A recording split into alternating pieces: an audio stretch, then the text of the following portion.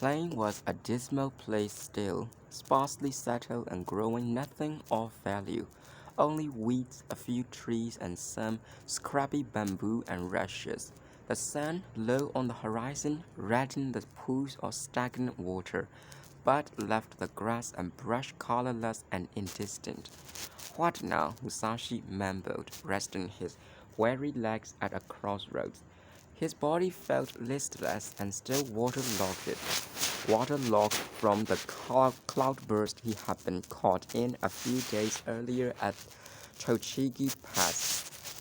The raw evening damp made him eager to find human habitation. For the past 2 nights he had slept under the stars, but now he longed for the warmth of a hearth and some real food, even simple peasant fare such as millet boiled with rice. A touch of saltiness in the breeze suggested that the sea was near. If he headed toward it, perhaps he reasoned, he just might find a house, perhaps even a fishing village or some port. If not, then he would have to resign himself to yet another night in the autumn grasses under the great autumn moon.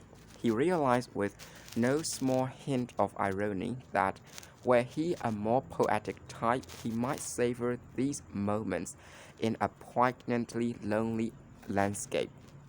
As it was, he wanted only to escape it, to be with people, to have some decent food and get some rest. Yet the incessant buzzing of the insects seemed to be reciting a litany to his solitary wandering. Musashi stopped on a dirt-covered bridge. A definite splashing noise seemed to rise above the peaceful rippling of the narrow river. An otter. In the fading daylight, he strained his eyes until he could just make out a figure kneeling in the hollow by the water's edge. He chuckled to note that the face of the young boy peering up at him was distinctly otter-like. "What are you up to down there?" Musashi called in a friendly voice. "Loaches," was the laconic reply. The boy was shaking a wicker basket in the water to clean the mud and sand off his wriggling catch. "Catch many?" Musashi inquired, loath to sever this newly formed bond with another human. "Aren't many around? It's already fall." "How about letting me have some?" "My loaches?" "Yes, just a handful. I'll pay you for them." "Sorry, these are for my father." Hugging the basket, he leaped nimbly up the bank and was off like a shot into the darkness. Speedy little devil, I must say. Musashi, alone once again, laughed. He was reminded of his own childhood and of Jotaro. "I wonder what has become of him," he mused. Jotaro had been 14 when Musashi had last seen him. Now he would be 16. Poor boy. He accepted me as his teacher, left me as his teacher, served me as his teacher, and what did I do for him? Nothing. Absorbed in his memories, he forgot his fatigue. He stopped and stood still. The moon had risen, bright and full. It was on nights like this that Otsu liked to play the flute. In the insects' voices he heard the sound of laughter, Otsu's and Jotaro's together. Turning his head to one side, he spotted a light. He turned the rest of his body in the same direction and made straight for it. Desert grew all around the isolated shack, almost as high as the lopsided roof. The walls were covered with calabash vines, the blossoms looking from a distance like enormous dewdrops. As he drew nearer, he was startled by the great angry snort of an unsaddled horse tied up beside the hovel. "Who's there?" Musashi recognized the voice coming from the shack as that of the boy with the loaches. Smiling, he called, "How about putting me up for the night? I will leave first thing in the morning." The boy came to the door and looked Musashi over carefully. After a moment, he said, "All right, come in." The house was as rickety as any Musashi had ever seen. Moonlight poured through cracks in the walls and roof. After removing his cloak, he couldn't find even a peg to hang it on. Wind from below made the floor drafty, despite the reed mat covering it. The boy knelt before his guest in formal fashion and said, "Back there at the river, you said you wanted some loaches, didn't you? Do you like loaches?" In these surroundings, the boy's formality so surprised Musashi that he merely stared. "What are you looking at? How old are you?" 12. Musashi was impressed by his face. It was as dirty as a lotus root just pulled out of the ground, and his hair looked and smelled like a bird's nest. Yet there was character in his expression. His cheeks were chubby, and his eyes, shining like beads through the encycling grime, were magnificent. "I have a little millet and rice," said the boy hospitably, "and now that I have given some to my father, you can have the rest of the loaches if you want them." "Thanks. I suppose you would like some tea too." "Yes, if that's not too much trouble." "Wait here." He pushed open a screechy door and went into the next room. Musashi heard him breaking firewood, then fanning the flame in an earthen hibachi. Before long, the smoke filling the shack drove a host of insects outdoors. The boy came back with a tray which he placed on the floor in front of Musashi. Falling to immediately, Musashi devoured the salty brown loaches, the millet and rice, and the sweetish black bean paste in record time. "That was good," he said gratefully. "Was it really?" The boy seemed to take pleasure in another person's happiness. "A well-behaved lad," thought Musashi. "I would like to express my thanks to the head of the house. Has he gone to bed?" "No, he's right in front of you." The boy pointed at his own nose. "Are you here all alone?" "Yes." "Oh, I see." There was an awkward pause. "And what do you do for a living?" Musashi asked. "I rent out the horse and go along as a groom. We used to farm a little too." "Oh, we have run out of lamp oil. You must be ready for bed anyway, aren't you?" Musashi agreed that he was and lay down on a worn straw pallet spread next to the wall. The hum of the insects was soothing. He fell asleep, but perhaps because of his physical exhaustion, he broke into a sweat. Then he dreamed he heard rain falling. The sound in his dream made him sit up with a start. No mistake about it. What he heard now was a knife or sword being honed. As he reached reflexively for his sword, the boy called into him, "Can't you sleep?" How had he known that? Amazed, Musashi said, "What are you doing sharpening a blade at this hour?" The question was uttered so tensely that it sounded more like the counterblow of a sword than an inquiry. The boy broke into laughter. "Did I scare you? You look so strong and brave to be frightened so easily." Musashi was silent. He wondered if he had come upon an all-seeing demon in the guise of a peasant boy. When the scraping of the blade on the wet stone began again, Musashi went to the door. Through a crack, he could see that the other room was a kitchen with a small sleeping space at one end. The boy was kneeling in the moonlight next to the window with a large jug of water at his side. The sword he was sharpening was of a type farmers used. "What do you intend to do with that?" asked Musashi. The boy glanced toward the door but continued his walk. After a few more minutes, he wiped the blade, which was about a foot and a half long, and held it up to inspect it. It glistened brightly in the moonlight. "Look," he said, "do you think I can cut a man in half with this?" "Depends on whether you know how." "Oh, I'm sure I do." "Do you have someone particular in mind?" "My father." "Your father?" Musashi pushed open the door. I hope that's not your idea of a joke. I'm not joking. You can't mean you intend to kill your father. Even the rats and wasps in this forsaken wilderness have better sense than to kill their parents. But if I don't cut him in two, I can't carry him. Carry him where? I have to take him to the burial ground. You mean he's dead? Yes. Musashi looked again at the far wall. It had not occurred to him that the bulky shape he had seen there might be a body.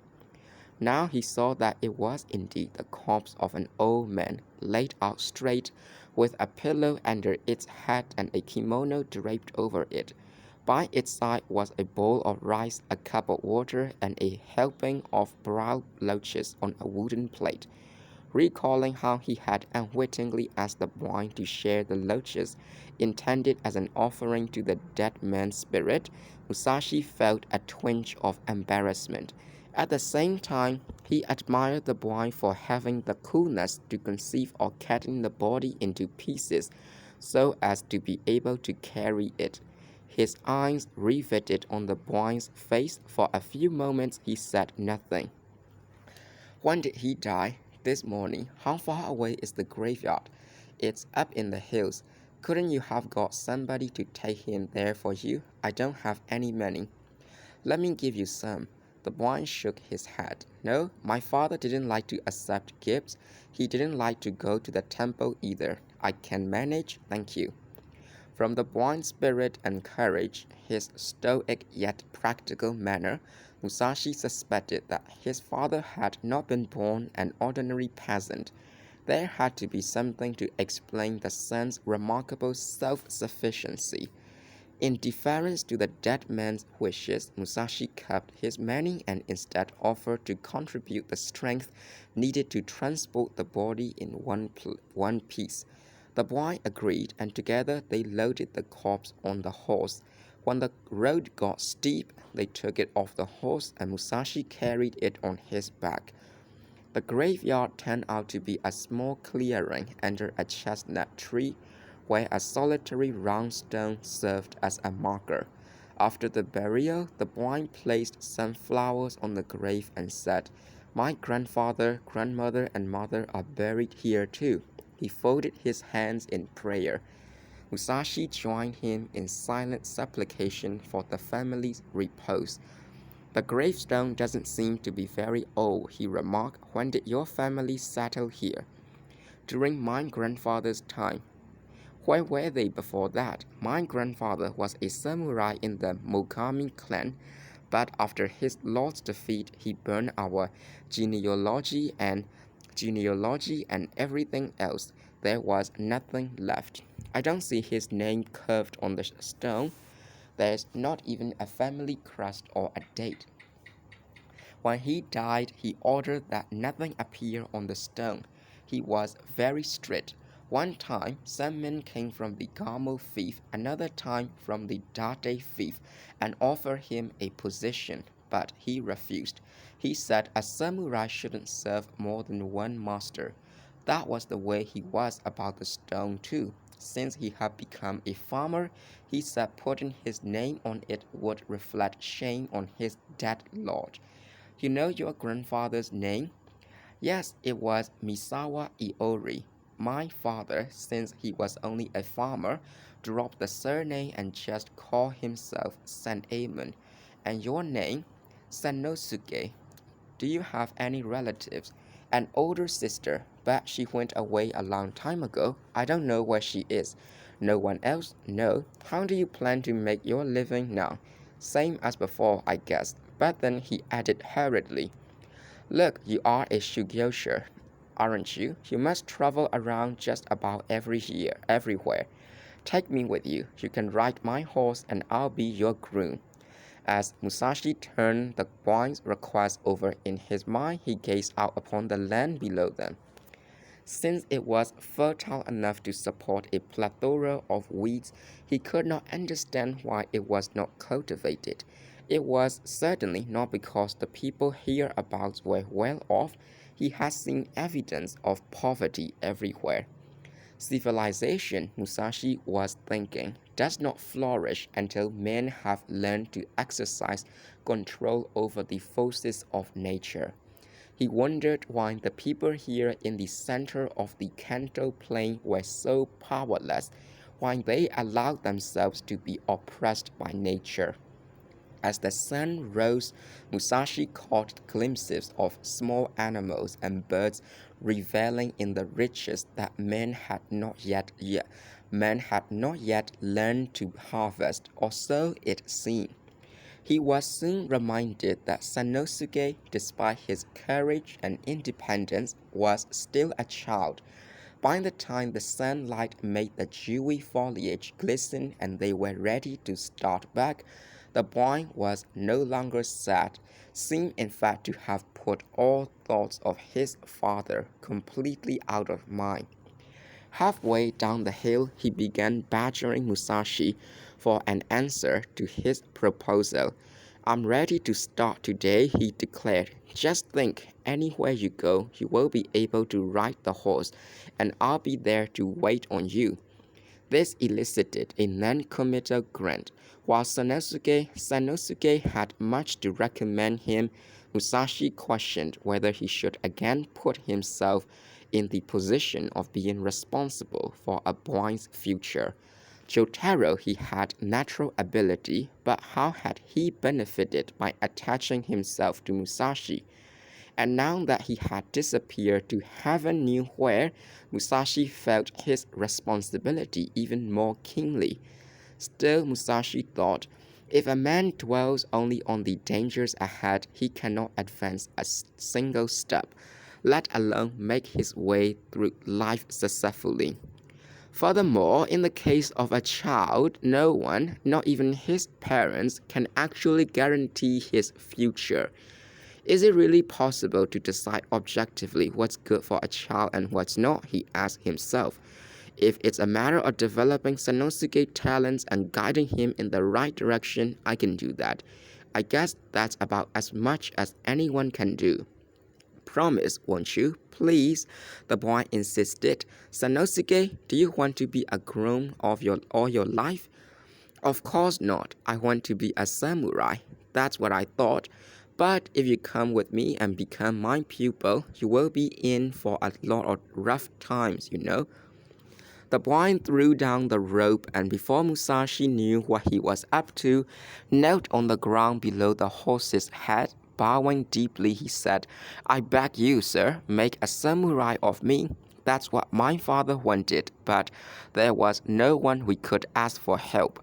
Musashi dismounted, looked around for a moment, then picked up a stick and handed it to Sanosuke. He found another one for himself and said, I want you to strike me with that stick. After I have seen how you handle it, I can decide whether you have the talent to be a samurai. If I hit you, will you say yes? Try it and see. Musashi laughed. Sanosuke took a firm grip on his weapon and rushed forward as if possessed. Musashi showed no mercy. Time and again the boy was struck on the shoulders, in the face, on the arms. After each setback, he staggered away but always came back to the attack. Pretty soon he will be in tears, thought Musashi. But Sanosuke would not give up. When his stick broke in two, he charged empty-handed. What do you think you are doing, you rant? Musashi snapped with deliberate meanness. He seized the boy by his obi and threw him flat on the ground. You big bastard, shouted Sanosuke, already on his feet and attacking again. Musashi caught him by the waist and held him up in the air. Had enough? No, he shouted defiantly, though the sand was in his eyes and he was reduced to uselessly waving his arms and legs. I'm going to throw you against that rock over there. It will kill you. Ready to give up? No. Stubborn, aren't you? Can't you see you are beaten? No, as long as I'm alive, I'm not. You will see, I'll win in the end. How do you expect to do that? I'll practice, I'll discipline myself. But while you are practicing for 10 years, I'll be doing the same thing. Yes, but you are a lot older than I am. You will die first. And when they put you in a coffin, I'll strike the final blow and win.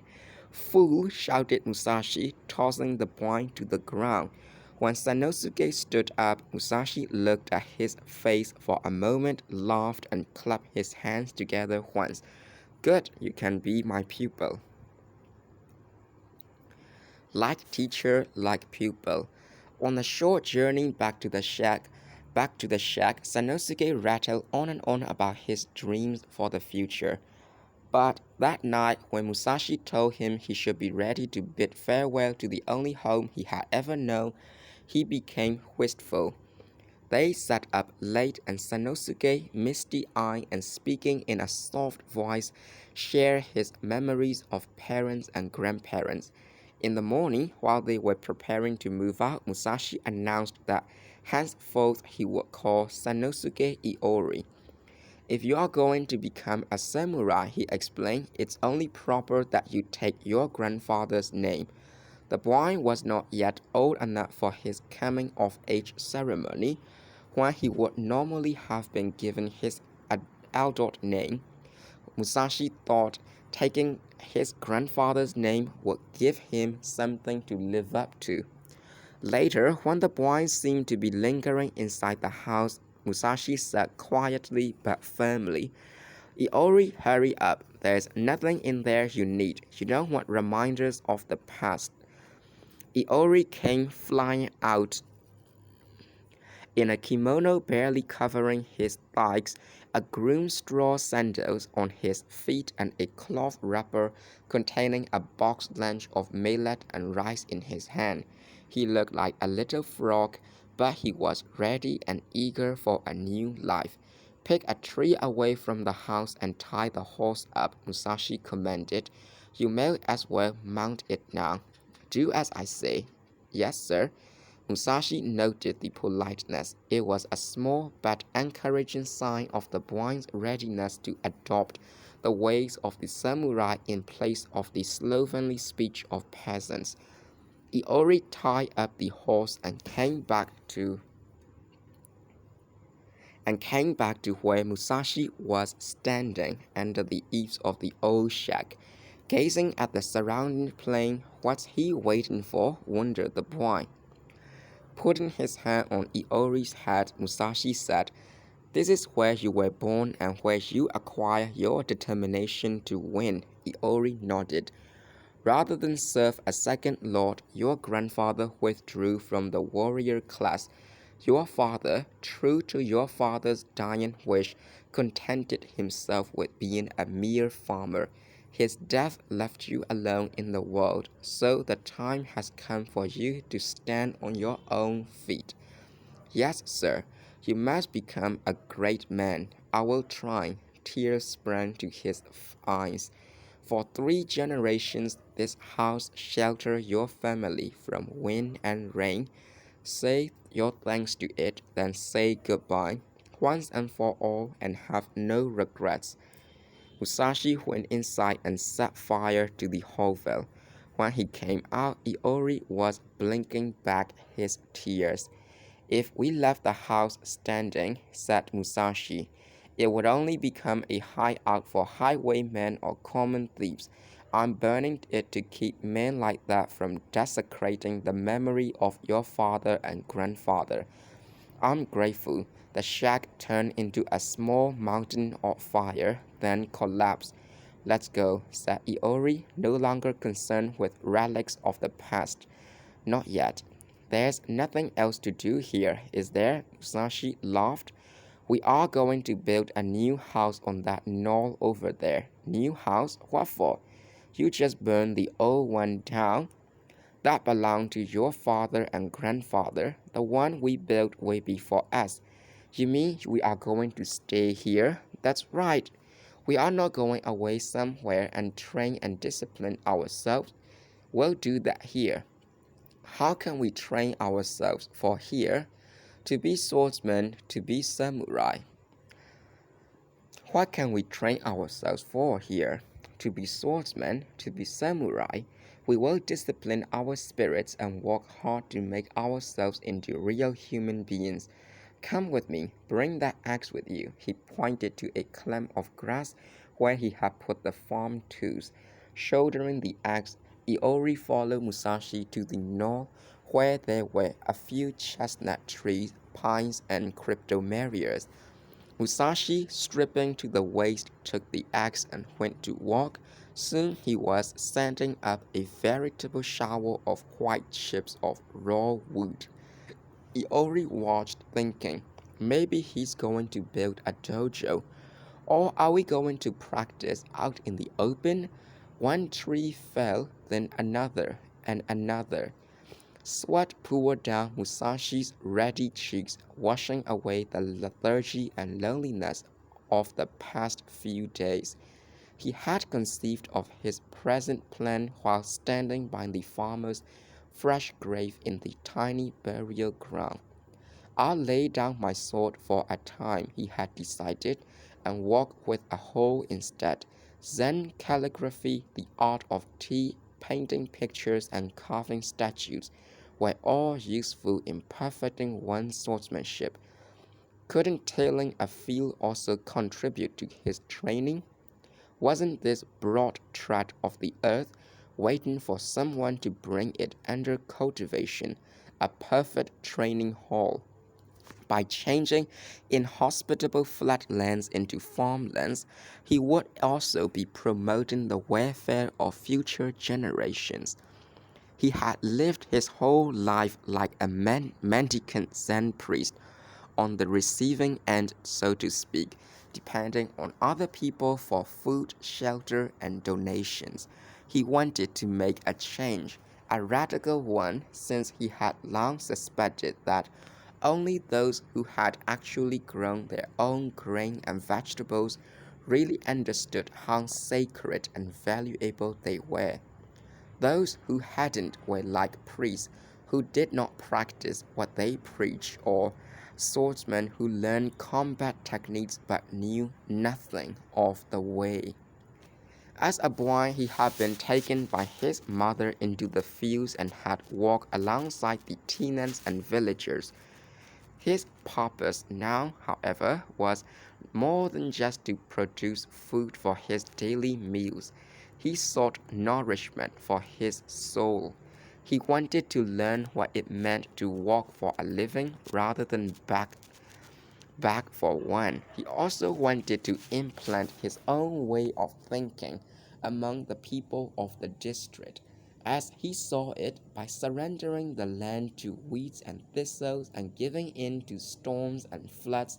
They were passing on their hand to mouth existence from generation to generation without ever opening their eyes to their own potentialities and those of the land around them. Iori, he called, get some rope and tie up this timber, then drag it down to the river bank. When that was done, Musashi propped his axe against a tree and wiped the sweat off his forehead with his elbow. He then went down and stripped the bark off the trees with a hatchet. When darkness fell, they built a bonfire with the scraps and found blocks of wood to use as pillows. Interesting work, isn't it? Said Musashi. With perfect honesty, Iori answered, I don't think it's interesting at all. I didn't have to become your pupil to learn how to do this. You will like it better as time goes on. As autumn waned, the insect voices faded into silence. Leaves withered and fell. Musashi and Iori finished their cabin and addressed themselves to the task of making the land ready for planting. One day, while he was surveying the land, Musashi suddenly found himself thinking it was like a diagram of the social unrest that lasted for a century after the Onin War. Such thoughts aside, it was not an encouraging picture. Unknown to Musashi, Gahara had over the centuries been buried many times by volcanic ash from Mount Fuji, and the Tone River had Toning River had repeatedly flooded the flatlands. When the weather was fair, the land became bone dry, but whenever there were heavy rains, the water carved out new channels, carrying great quantities of dirt and rock along with it. There was no principal stream into which the smaller ones flowed naturally, the nearest thing to this being a wide basin that lacked sufficient capacity to either or water or drain the area as a whole. The most urgent need was obvious: to bring the water under control. Still, the more he had looked, the more he had questioned why the area was undeveloped. It won't be easy, he thought, excited by the challenge it posed. Joining water and earth to create productive fields was not much different from leading men and women in such a way that civilization might bloom. To Musashi, it seemed that his goal was in complete agreement with his ideals of swordsmanship. He had come to see the way of the sword in a new light. A year or two earlier, he had wanted only to conquer all rivals, but now the idea that the sword existed for the purpose of giving him power over other people was unsatisfying. To cut people down, to triumph over them, to display the limits of one's strength, seemed increasingly vain. He wanted to conquer himself, to make life itself submit to him, to cause people to live rather than die. The way of the sword should not be used merely for his own perfection. It should be a source of strength for governing people and leading them to peace and happiness. He realized his grand ideals were no more than dreams, and would remain so as long as he lacked the political authority to implement them. But here in this wasteland, he needed neither rank nor power. He plunged into the struggle with joy and enthusiasm. Day in and day out, stumps were uprooted, gravel sifted, land leveled, soil and rocks made into dikes. Musashi and Iori walked from before dawn until after the stars were shining bright in the sky. Their relentless toil attracted attention. Villagers passing by often stopped, stared, and commented, "What do they think they are doing? How can they live in a place like that? Isn't the boy old St. Amon's son?" Everyone laughed, but not all let it go at that. One man came out of genuine kindness and said, "I hate to tell you this, but you are wasting your time. You can break your back making a field here, but one storm and it will be gone overnight." When he saw they were still at it several days later, he seemed a bit offended. "All you are doing here, I tell you, is making a lot of water holes where they won't do any good." A few days later, he concluded that the strange samurai was short on brains. "Fools!" he shouted in disgust. The next day brought a whole group to haggle.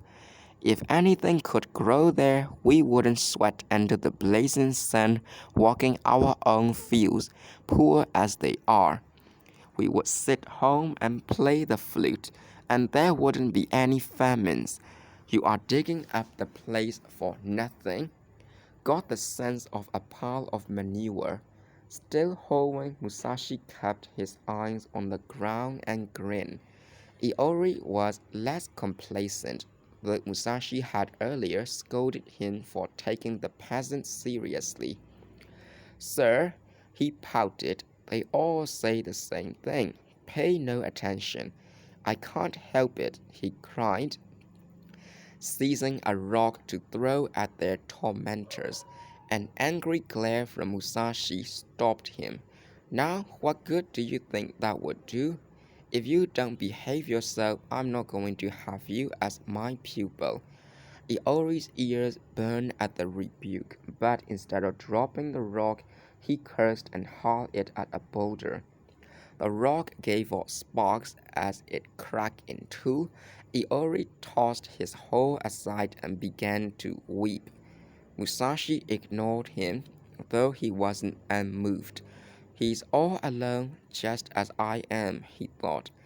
As though in sympathy with the boy's grief, a twilight breeze swept over the plain, setting everything astir.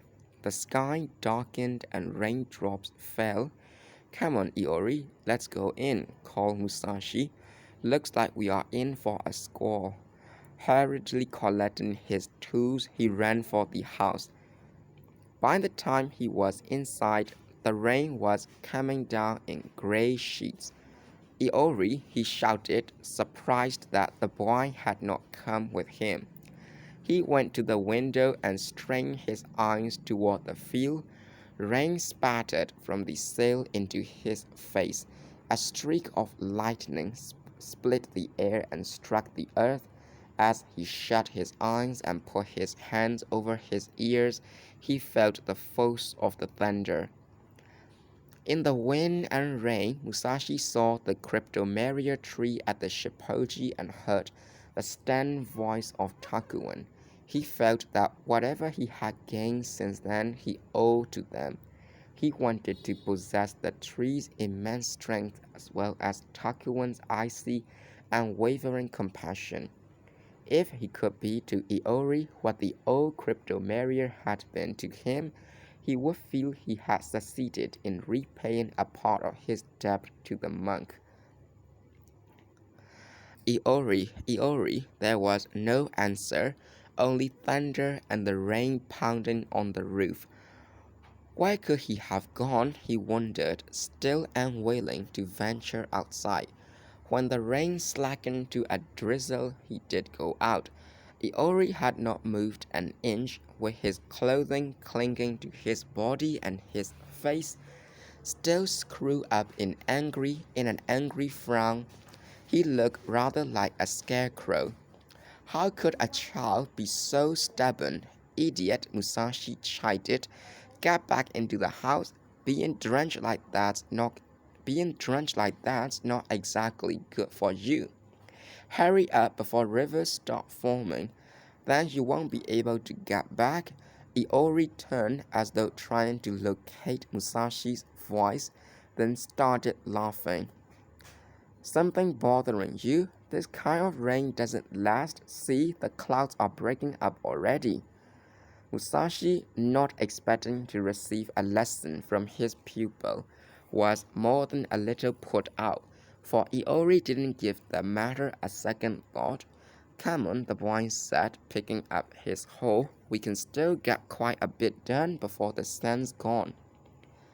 For the next 5 days, Pupils and shrikes conversed hoarsely under a cloudless blue sky, and great cracks grew in the earth as it caked around the roots of the rushes.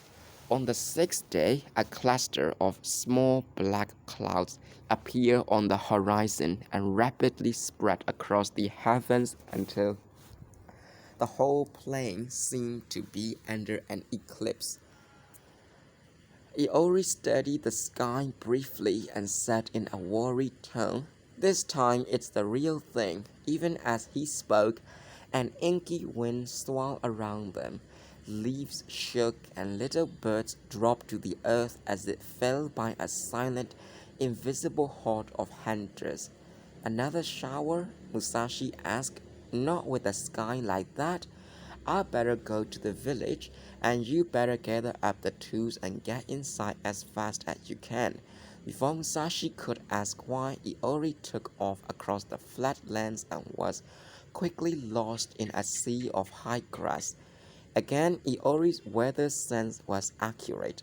The sudden downpour, driven by a raging, gusty wind, that sent Musashi scurrying for shelter, developed its own distinctive rhythms. The rain fell in unbelievable quantity for a time, stopped suddenly, then recommenced with even greater fury. Night came, but the storm continued unabated. It began to seem as though the heavens were set on making the entire earth into an ocean. Several times Musashi feared that the wind would rip off the roof. The floor was already littered with shingles torn off its underside. Morning came, grey and formless and with no sign of Iori. Musashi stood by the window and his heart sank. He could do nothing. Here and there a tree or a clump of grass was visible. All else was a vast muddy swamp. Luckily, the cabin was still above water level, but in what had been a dry riverbed immediately below it, there was now a rushing torrent, carrying along everything in its path. Not knowing for sure that Iori hadn't fallen into the water and drowned, Musashi felt time drag on, until finally he thought he heard Iori's voice calling, "Sensei, here!" He was some distance beyond the river, riding a bullock with a great bundle tied behind him. Musashi watched in consternation as Iori rode straight into the muddy flow, which seemed about to suck him under at every step. When he gained the other bank, he was quaking from the cold and wet, but he calmly guided the bullock to the side of the cabin. "Where have you been?" demanded Musashi, his voice both angry and relieved. "To the village, of course. I brought back lots of food. It will rain half a year's worth before the storm's over, and when it is, we will be trapped by the flood waters." After they had taken the straw bundle inside, Iori untied it and removed the items one by one from the inner wrapping of oil paper. "Here are some chestnuts, lentil beans, salted fish. We shouldn't run out of food even if it takes a month or two for the water to go down." Musashi's eyes misted over with gratitude, but he said nothing. He was too abashed at his own lack of common sense. How could he guide humanity if he was careless about his own survival? Were it not for Iori, he would now be facing starvation, and the boy, having been raised in a remote rural area, must have known about laying in supplies since he was 2 years old. It struck Musashi as odd that the villagers had agreed to furnish all this food. They couldn't have had very much for themselves. When he recovered his voice and raised the question, Iori replied, "I left my money pouch in Hawk and borrowed from the Tokugenji." "And what's the Tokugenji?" "It's the temple about 2 miles from here. My father told me there was some powdered gold in the pouch. He said if I got into difficulty, I should use it a little at a time. Yesterday, when the weather turned bad, I remember what he said." Iori wore a smile of triumph. "Isn't the pouch a keepsake from your father?" "Yes. Now that we have burned the old house down, that and the sword are the only things left." He wrapped the hilt of the short weapon in his obi. Though the tang bore no craftsman's signature, Musashi had noted when he had examined the blade earlier that it was of excellent quality. He also had the feeling that the inherited pouch had some significance beyond that of the powdered gold it contained.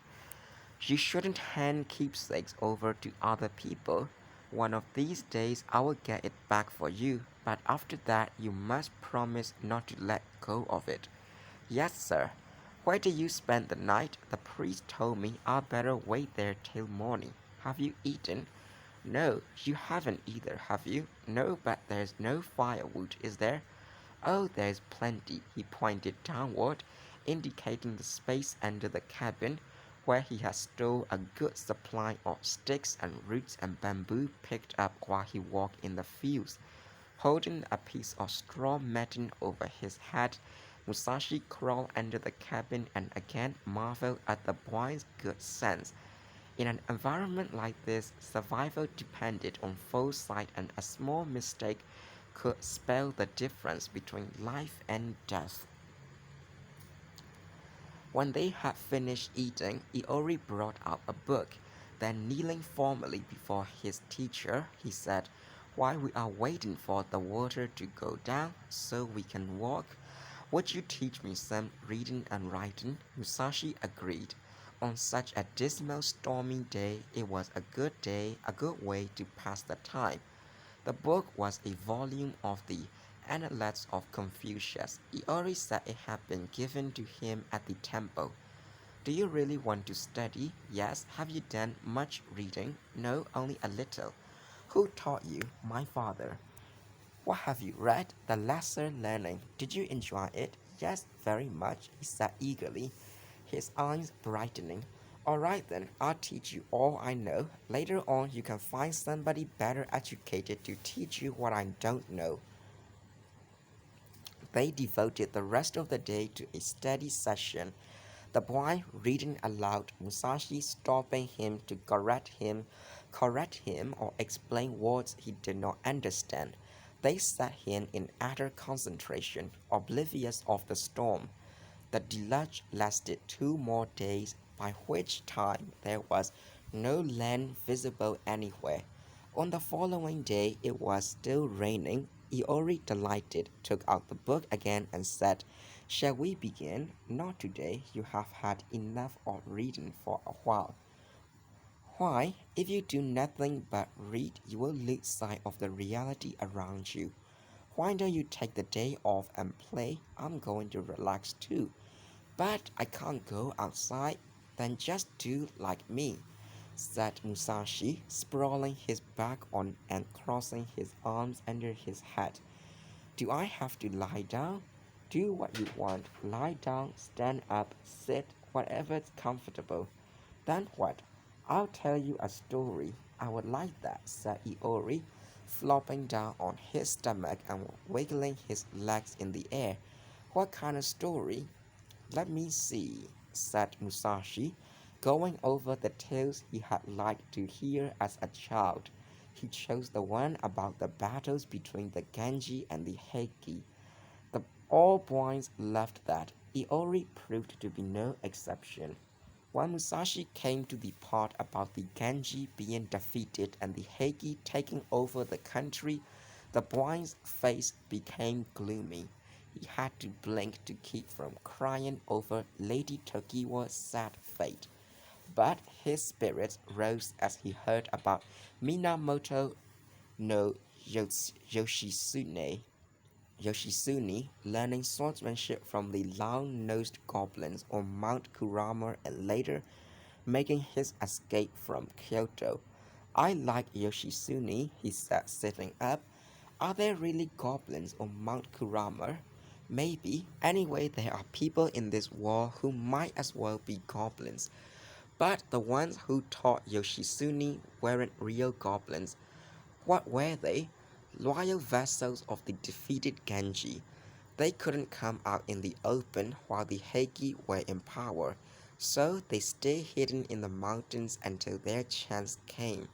Like my grandfather? Yes, except he waited all his life and his chance never came.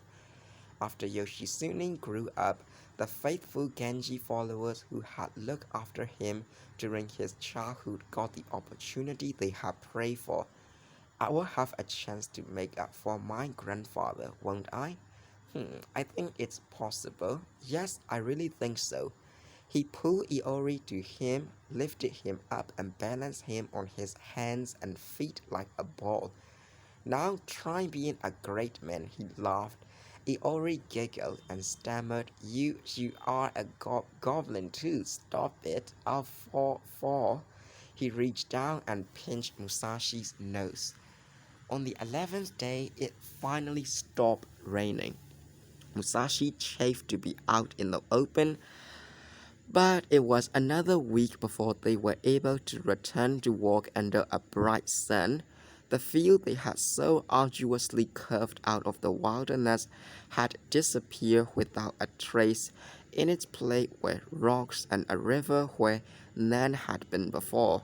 The water seemed to mock them just as the villagers had. Iori, seeing no way to reclaim their loss, looked up and said, "This place is beyond hope. Let's look for better land somewhere else." "No," Musashi said firmly. "With the water drained off, this would make excellent farmland. I examined the location from every angle before I chose it. What if we have another heavy rain? We will fix it so the water doesn't come this way. We will lay a dam from here all the way to that hill over there." "That's an awful lot of work. You seem to forget that this is our dojo. I'm not giving up a foot of this land until I see barley growing on it." Musashi carried on his stubborn struggle throughout the winter. Into the second month of the new year, it took several weeks of strenuous labor to dig ditches, drain the water off, pile dirt for a dike, and then cover it with heavy rocks. 3 weeks later, everything was again washed away. "Look," Iori said, "we are wasting our energy on something impossible." "Is that the way of the sword?" The question struck close to the bone. But Musashi would not give up. Only a month passed before the next disaster, a heavy snowfall followed by a quick thaw. Iori, on his return from trips to the temple for food, inevitably wore a long face, for the people there wrote him mercilessly about Musashi's failure. And finally, Musashi himself began to lose heart. For 2 full days and on into a third, he sat silently brooding and staring at his field. Then it dawned on him suddenly. Unconsciously, he had been trying to create a neat, square field like those common in other parts of the Kanto plain, but this was not what the terrain called for.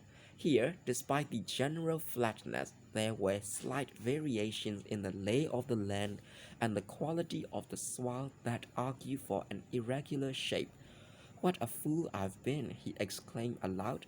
"I tried to make the water flow where I thought it should and force the dirt to stay where I thought it ought to be. But it didn't work. How could it? Water's water, dirt's dirt. I can't change their nature. What I've got to do is learn to be a servant to the water and a protector of the land." In his own way, he had submitted to the attitude of the peasants. On that day, he became nature's manservant. He ceased trying to impose his will on nature and let nature lead the way, while at the same time seeking out possibilities beyond the grasp of other inhabitants of the plain. The snow came again and another thaw.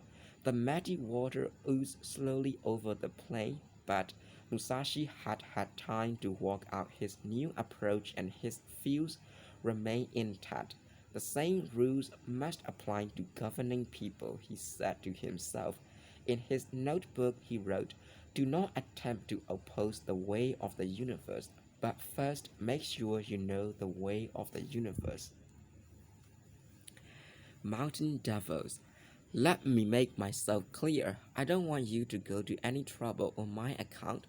Your hospitality, which I appreciate greatly, is quite sufficient." "Yes, sir, that's very considerate of you, sir," replied the priest. "I would just like to relax, that's all, by all means." "Now I hope you will forgive my rudeness," said the samurai, stretching out casually on his side and propping his graying hat on his forearm. The guest who had just arrived at the Tokugenji was Nagaoka Sado, a high-ranking vassal of Lord Hosokawa